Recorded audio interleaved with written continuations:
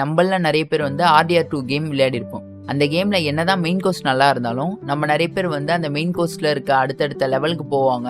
சும்மாவே அந்த கேம்ல வந்து நம்ம ஃப்ரீ ரோம் பண்ணின்னு இருப்போம். அன் பண்ணுவோம், கிராஃப்ட் பண்ணுவோம், இந்த மாதிரி ஏகப்பட்ட விஷயம் பண்ணின்னு இருப்போம். பட் யோசிச்சிங்கன்னா வந்து அந்த ஃப்ரீ ரோம்ல வந்து எந்த ஒரு ஸ்டோரி ப்ரோக்ரஷன் எதுவுமே இருக்காது.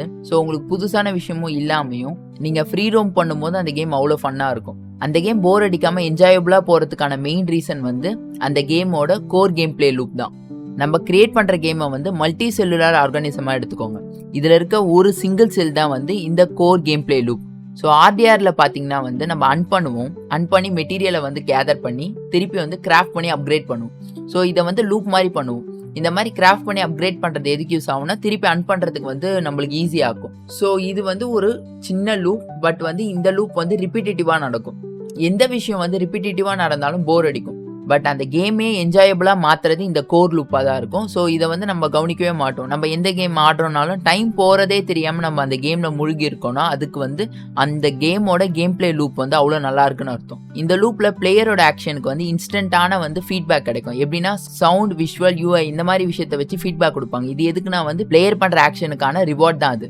பிளேயரோட ஆக்ஷன் கரெக்டாக தப்பான்றது இந்த ஃபீட்பேக் வச்சே வந்து டெவலப்பர்ஸ் வந்து பிளேயர்ஸ்க்கு வந்து இன்ஃபார்ம் பண்ணுவாங்க. நம்மளோட கேம் வந்து மல்டி செல்லுலார் ஆர்கானிசம்னு ஆல்ரெடி சொல்லிட்டேன். ஸோ அதனால வந்து இது சிங்கிள் செல் தான். பட் நம்மளோட கேம் ஃபுல்ஃபில் ஆகிறது இது மட்டும் போதாதுல. ஸோ நம்ம என்ன பண்ணுவோம்னா நெஸ்டட் லூப்ஸ் பண்ணுவோம். இது எதுக்குன்னா வந்து இந்த லூப்பை வந்து எந்த விதத்துலையும் கான்ட்ரடிக்ட் பண்ணாம அடுத்தடுத்த லூப் இதோட கண்டினியூஷனாக பண்ணுவோம். அது இந்த லூப்க்கு வந்து காம்ப்ளிமெண்ட் பண்ணும்.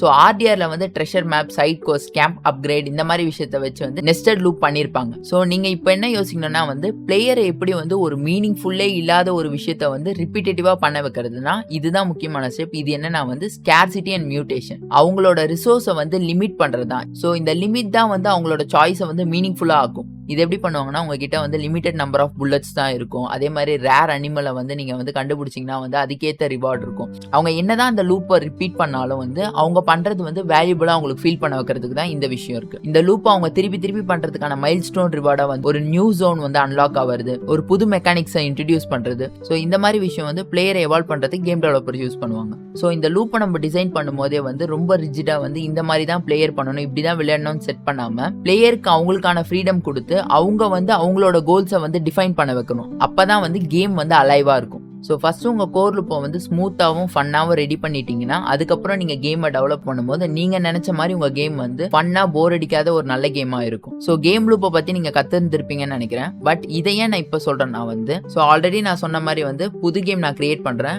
பட் ஐடியா அதுக்கப்புறம் வந்து அதுக்கான மெக்கானிசம் எல்லாமே நீங்க தான் சொல்ல போறீங்கன்னு. ஸோ இந்த வீடியோல நான் உங்ககிட்ட கேட்குற விஷயம் என்னன்னா, ஸோ நம்ம கேமோட கோர் லூப் என்னவா இருக்கணும்ன்றத நீங்க கீழே கமெண்ட்லயும் சொல்லலாம், இல்ல வந்து நீங்க மெயில் அனுப்பலாம். யாராவது வந்து என் கூட சேர்ந்து இந்த கேமை கம்ப்ளீட் பண்ணணும்னு நினைக்கிறீங்கன்னா வந்து கீழே லிங்க் கொடுத்துருக்கேன், அதில் ஜாயின் பண்ணிக்கோங்க.